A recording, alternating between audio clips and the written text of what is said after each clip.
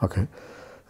Ik heb dit boek geschreven omdat ik een leerling had met autisme, waar ik uiteindelijk mee bevriend ben geraakt. En ik was vooral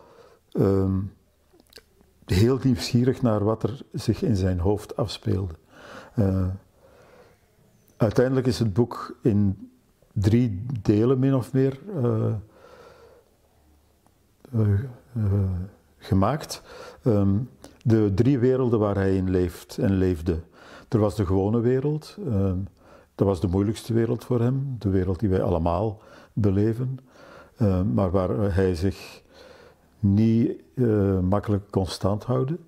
Dan de tweede wereld was zijn oefenwereld en die had hij echt concreet zelf nagemaakt in zijn kelder met Playmobil poppetjes. Hij bouwde daar zijn school, zijn huis, de winkel waar hij boodschappen ging doen enzovoort. En hij maakte poppetjes uit Playmobil, bijvoorbeeld van zijn leraar, waar hij mee oefende hoe hij met zijn leraar van gedachten moest wisselen of een vraag stellen.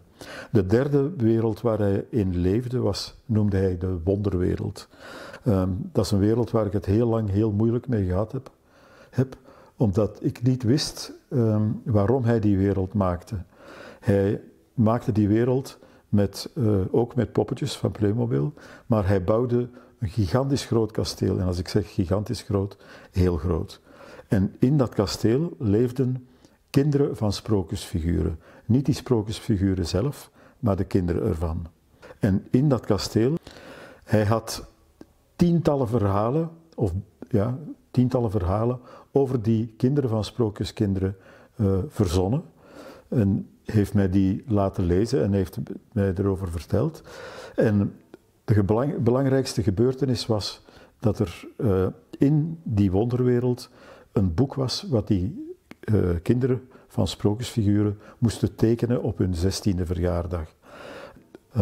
En dan moesten ze tekenen of ze in de sporen zouden treden van hun vader of moeder of niet. Dus ze moesten kiezen wat ze zouden willen.